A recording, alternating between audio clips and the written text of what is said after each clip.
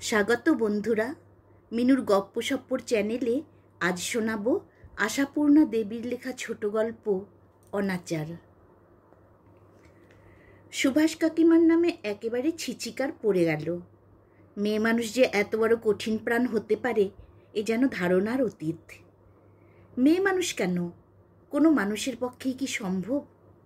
যে কঠোর কাজ মানুষের পক্ষেই অসম্ভব, তেমন কাজ যদি কোনো মেয়ে মানুষে অম্লান বদনে করতে পারে, তাহলে তাকে লোকে কি না বলবে? কতটুকুই বা বলতে পারবে? আমার নিজের কাকিমা আর মা বাড়ি এসে দালানে পা ছড়িয়ে বসে পড়লেন, বোধহয় মনের উপর এত বড় একটা ধাক্কা সামলাতে। সুভাষ কাকিমারা আমাদের জ্ঞাতি নয়, কাজেই অশৌচের বালাই নেই। তাছাড়া মৃত্যুবাড়ি থেকে ফিরে সাধুবার নাকি তক্ষুনি স্নান করতে নেই, তাই মা কাকিমা কাপড় ছেড়ে বসেছেন। পিসিমা একেবারে ঘাট থেকে একটা দুধ দিয়ে ফিরলেন। উঠোনে দাঁড়িয়ে ভিজে থানের আঁচলটা নিংড়ে নিংড়ে সেই নিংড়ানো জলটুকু দিয়ে পা ধুয়ে দালানে উঠে পিসিমা চাছা ছোলা মাজা ঘষা গলায় বলে উঠলেন, যাক, এতদিনে গিরিন খুড়োর হাড় কখানা জুড়োলো। আহা, আজন্ম দুঃখী। রোগে শোকে জর্জর দেহখানা টিকেছিল শুধু পরমায়ু ফুরোয়নি বলেই, নইলে মরেই তো ছিলেন। আলনা থেকে শুকনো মটকার থানখানা পেরে নিয়ে পড়ে মার কাছাকাছি বসে পড়ে থানের আঁচলখানা দিয়েই ন্যাড়া মাথাটা ঘষে ঘষে মুছতে লাগলেন পিসিমা। মা নিঃশ্বাস ফেলে বললেন, মানুষ জন্ম হয়ে পর্যন্ত এমন সর্বনেশে কথা কখনো শুনিনি ঠাকুরজি।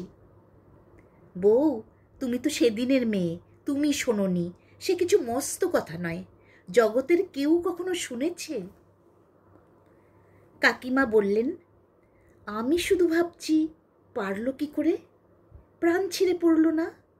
একদিন নয়, 8 দিন নয়, 6-7 মাস এই দুরন্ত সংবাদ চেপে রেখে স্থির থাকা, উফ, ভাবাই যায় না। পাষাণে তৈরি বুক, বললেন মা। পিসিমা বললেন, ওগো, কার ভিতরে কি থাকে সে শুধু সময় এলেই ধরা পড়ে। সুভাষ ছোড়া যখন ছিল তখন মনে হতো বুঝি এমন ভালোবাসাবাসি আর জগতে নেই। তারপর ছোড়া হঠাৎ চলেই বা গেল কেন, তাই বা কে বলবে? আমার মনে হচ্ছে বইয়ের ভেতরের অন্য গুণ টের পেয়েই সুভাষ মনের ঘেন্নায় চলে গেছিল। জানি এ সমালোচনার আগুন সহজে নিববে না।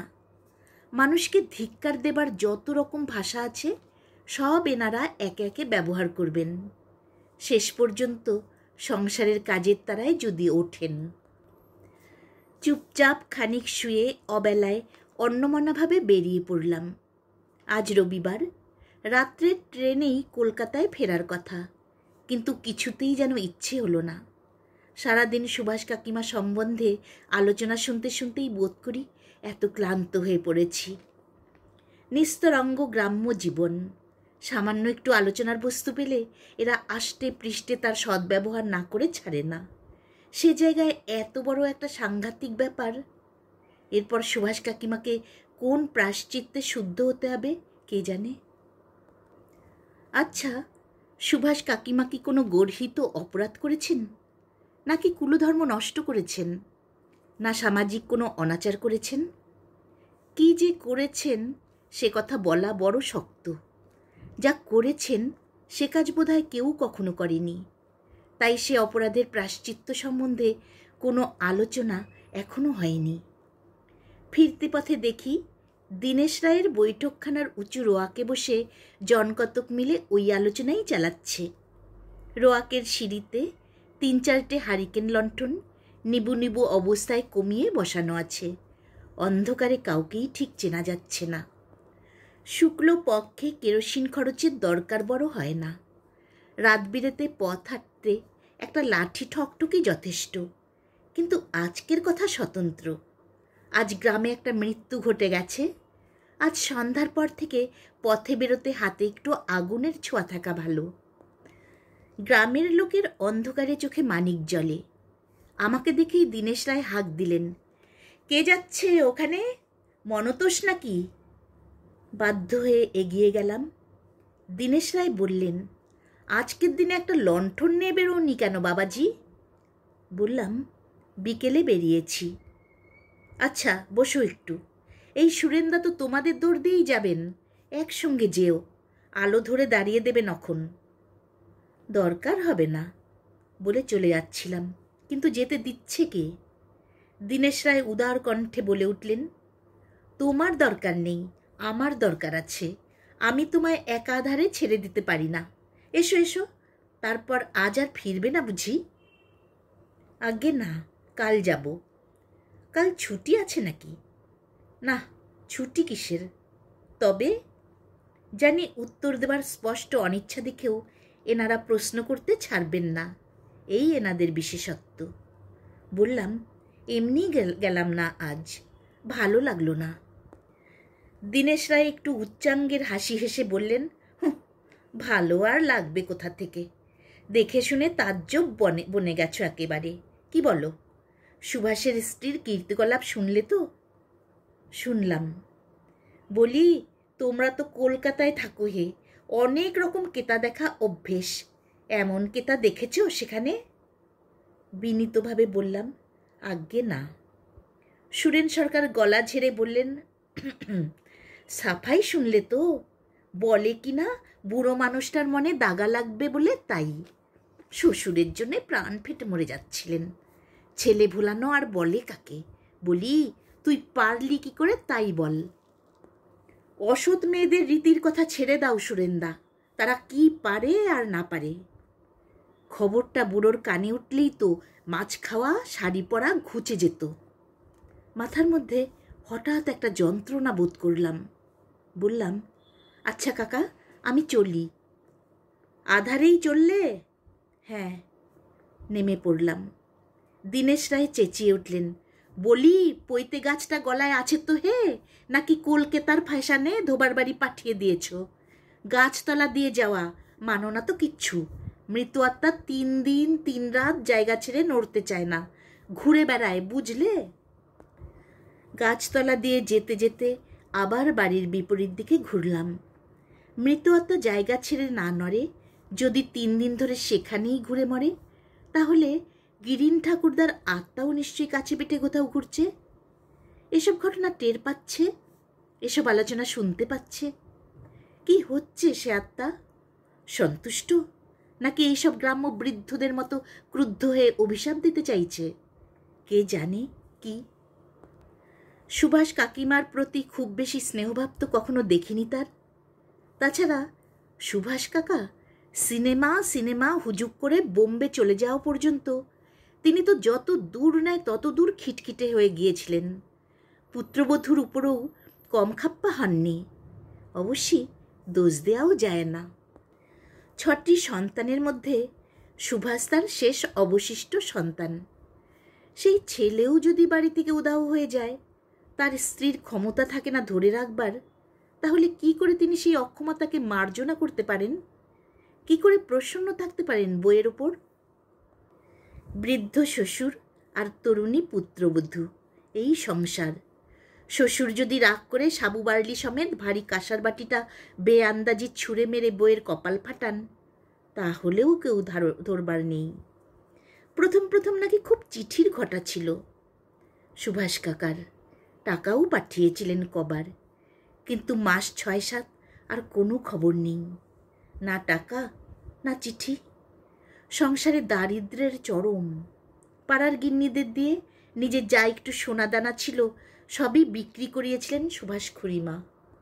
বোম্বে গিয়ে সুভাষ কাকা যে কোনো কুহকিনীর কুহক জালে আটকা পড়ে গেছেন, সেই বিষয়ে আর কারোর মতদ্বৈধ ছিল না। ওদের যে কি করে চলে সে কথা গ্রামের কেউ কোনো দিন ভেবে দেখেনি, কিন্তু ওদের নিয়ে আলোচনার অন্ত ছিল না। একটা অসহায় মেয়ে মানুষ যে নিজের জোরে দাঁড়িয়ে থাকবে, স্বামী অনাসক্ত হয়ে গেছে বুঝেও ভেঙে পড়বে না, সবসময় হেসে কথা কইবে লোকের সঙ্গে, এটা সত্যিই বড় দৃষ্টিকটু। কিন্তু সে তো তবু সহ্যের সীমানায় ছিল। আর আজ যা জানা গেল, এ যে সহ্যের অতীত। আজ যা জানা গেল সেটা হচ্ছে এই গিরিন ঠাকুরদার মৃতদেহ যখন পড়ে আর বাড়ির লোকের লোকারণ্য, তখন সুভাষ কাকিমা পাড়ার সমস্ত মান্যগণ্য ভদ্রলোকদের সামনে একখানা খামের চিঠি ফেলে মৃদুকণ্ঠে বললেন, এই নিন, এ চিঠি পড়ুন, পড়ে আমার কি কর্তব্য আদেশ দিন। যদি কোনো প্রায়শ্চিত্তের দরকার থাকে তার ব্যবস্থাও দেবেন। একপাশে দাঁড়িয়ে আমিও দেখছিলাম সব। প্রবীণেরা সকৌতূহলে চিঠি কুড়িয়ে নিলেন, এই ভেবে যে গিরিন ঠাকুরদার হয়তো লুকানো টাকা কড়ি কিছু ছিল, সেই সংক্রান্ত কোনো লেখাপড়া। চিঠিটাই হাহা করে কুড়িয়ে নিয়েছে লোকে, বাক্যার্থের দিকে কান দেয়নি। মুখছেড়া খাম, পুরনো চিঠি বার করতেই যতগুলো সম্ভব মাথা তার উপরে ঝুঁকে পড়ল। কিন্তু এ কি চিঠি না জ্বলন্ত আংড়া? প্রবীণদের মুখভঙ্গি দেখে যারা চিঠি পড়েনি তারা উদগ্রীব হয়ে তাকালো। ব্যাপারটা কি? সতীশ কুণ্ডু একটু ক্ষোভ এবং ব্যঙ্গ মিশ্রিত হাসি মুখে ফুটিয়ে চিঠিটা ভাঁজ করে খামে পুড়তে পুড়তে বললেন, সকলেই যখন এখানে উপস্থিত আছেন বলে ফেলাই ভালো। সুভাষ বাবাজি আজ 7 মাস হলো গত হয়েছেন। বোম্বে থেকে তার এক বন্ধু যথাসময়েই জানিয়েছিলেন, তবে বৌমা এ যাবৎ সংবাদটি গোপন করেছিলেন। ঘরের মধ্যে কি বাজ পড়ল? মৃত্যু সংবাদ গোপন রাখার সংবাদ এমন কিছু নতুন নয়। সময়ে অসময়ে অবস্থা বিবেচনা করে লোকে এমন করে থাকে কখনো কখনো। কিন্তু স্বামীর মৃত্যু সংবাদ গোপন করবে স্ত্রী, উদ্দেশ্যটা কি? ভিড়ের মধ্যে অস্ফুট একটা গুঞ্জন ধ্বনি উঠল। প্রবীণারা চোখ গোল করে হা করে তাকিয়ে রইলেন। আর সুভাষ কাকিমা ভাবলে শূন্য মুখে শ্বশুরের অসুখের সময়ে ব্যবহৃত ওষুধের শিশি, কাচের গেলাস, পিকদানি, কাঁথাকানি, জামা কাপড় ইত্যাদি একত্রে জড়ো করতে লাগলেন। অতঃপর কে একজন মহিলা বললেন, হ্যাঁ সতীশ, বৌমার করণীয় আজ তাহলে কি হবে? সতীশ কুণ্ডু বললেন, আপনারাই বলুন। আমার এই 60 বছর বয়সে এমন ঘটনা তো দেখিনি সত্যদি। ও অজান্তে হয় সে আলাদা, বলে অজান্তে সাপের বিষে দোষ লাগে না। সত্যদি বললেন, ছাই পাশ শাখা সিঁদুরের ব্যবস্থা নয় আমি করে দিলাম, কিন্তু একটা প্রাচ্চিত্তিরের দরকার তো। জেনে শুনে এমন অনাচার! হ্যাঁ গা বৌমা, এ চিঠি চেপে রাখবার বুদ্ধি তোমায় কে দিলে বাছা? সুভাষ কাকিমা মুখ তুলে কে যেন হয়তোবা একটু হেসেই বললেন, বুদ্ধি আর কে দেবে পিসিমা, বোধহয় আমার দুর্মতি দিয়েছে। যাই হোক, বলি এর একটা মানে তো আছে। যদি উড়ো চিঠি বলে আশ্বাস এসে থাকে, পাড়ার 5টা বিচক্ষণ লোককে দেখাতে হয় তো। অবিশ্বাস তো করিনি পিসিমা। তাহলে? সুভাষ কাকিমা এইবার হাতের কাজ থামালেন, স্থিরভাবে বললেন, ভেবেছিলাম বাবা বুড়ো মানুষ, জীবন ভোর অনেক শোকতাপ্ত পেয়েছেন, মরণকালে না হয় আর নাই বা পেলেন। এইটাই কি আর সহজ মানুষের মতন কাজ হলো বাছা? সত্যবিষী বললেন, যে যার কর্মফল নিয়ে এসেছে, ভোগ না করে উপায় কি? এই যে তুমি 6 মাস ধরে জেনে শুনে তার ভিটে বসে বিধবা হয়ে সধবার আচরণ করলে, তাতেই কি তার ভালো করলে? এতে তার আত্মার অসদ্গতি হবে না? যাক, এখন ভট্টাচার্যকে ডাকো, কি বলে সে দেখি। নারায়ণ নারায়ণ। ভট্টাচার্যও নারায়ণ নারায়ণ করতে করতে এলেন। শুনে এসেছেন তো সব। তিনি বিধান দিলেন, যেহেতু গিরিন ঠাকুরদা শ্বশুর, সেই হেতু তার শেষকৃত্যের সঙ্গে সঙ্গে পুত্রবধূর বৈধব্য সাজ গ্রহণ দৃষ্টিকটু। অতএব মৃতদেহ বার করার আগেই সুভাষ কাকিমার শেষকৃত্য করে দেয়া হোক। সুভাষ কাকিমা বললেন, আমার সঙ্গে কি আপনারা কেউ যাবেন পিসিমা, না আমি একা গেলে চলবে? সত্য পিসি গম্ভীর বদনে বললেন, তোমার অবশ্যই কোনো সাহায্যের দরকার নেই দেখছি, তবে আমার তো একটা কর্তব্য আছে। সেই 18 বছর বয়স থেকে এই কাজে চুল পাকালাম। নাও চলো। থাক, গামছা কাপড় কিছু নেবার দরকার নেই। নাও দিনেশ, তোমরা ততক্ষণ এদিকের গোজগাছ করো।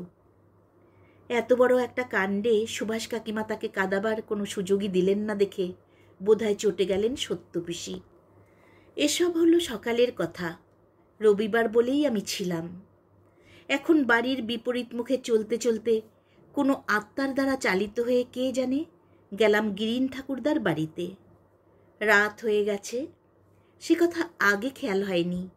খেয়াল হলো সুভাষ কাকিমার দরজায় এসে। ইতস্তত করে চলেই আসছিলাম, হঠাৎ দেখলাম পঞ্চাকলুর ছোট মেয়েটা বেরিয়ে এসে বলল, দাদাবাবু এসে ফিরে যাচ্ছেন যে? কাকিমা শুধালো কিছু দরকার আছে? বললাম, না, এমনি দেখতে এসেছিলাম। তুই এখানে রাত্রিরে থাকবি বুঝি? হ্যাঁ দাদাবাবু, মা পেয়েঠে দিল, বললে বুড়ো তো মলো, বামন দিদি একা থাকবে, নন্দী তুই যা আত্মীটুকু থাকবে। পাড়ার আর কেউ নেই? না তো। কথার মাঝখানে সুভাষ কাকিমা বেরিয়ে এলেন। জ্যোৎস্না আবছা আলোয় সাজসজ্জার পরিবর্তন বিশেষ কিছু বোঝা যাচ্ছে না, তাই রক্ষে। সুভাষ কাকিমা আমার চাইতে বয়সে বড় নয়, নিজের কাকিও নয়, তাই প্রণাম কখনো করিনি। অতএব ন যজৌ ন তস্থৌ ভাবে দাঁড়িয়ে রইলাম। বললেন, মনতোষ না এমন সময় এদিকে? ভাবলাম আপনার একটা খবর। এসেছ তো ভালোই হয়েছে ভাই, বলেই থামলেন। সামান্য একটু হেসে বললেন, ভাই বলেই বলছি, কিছু মনে করো না।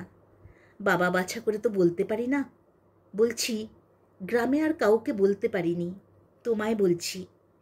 তোমার কাকার তো পারলৌকিক কাজের কিছুই হয়নি। এতদিন পরে কিছু হয় কি না, কিংবা কি হয়, তোমাদের কলকাতার কালীঘাটের কোনো পণ্ডিতকে জিজ্ঞেস করতে পারো। বললাম, আচ্ছা। আর শোনো, ওই সঙ্গে আমার কোনো প্রায়শ্চিত্তের ব্যবস্থা যদি দেন। আমি ক্রুদ্ধ স্বরেই বললাম, কেন, আপনার আবার প্রায়শ্চিত্ত কিসের? মস্ত একটা পাপ তো করলাম এতদিন ধরে। বিধবা হয়ে জেনে শুনে সে খবর চেপে রেখে সধবার আচরণ করা। হিন্দু ধর্ম কি এতটা অনাচারের ভার সইতে পারবে? আমি গম্ভীরভাবে প্রশ্ন করলাম, পাপ বলে নিজে স্বীকার করেন আপনি? করেছি বই কি ভাই, হাজার হোক হিন্দুরই মেয়ে তো। কিন্তু সঙ্গে সঙ্গে পুণ্যের লোভটাও মস্ত হয়ে উঠেছিল।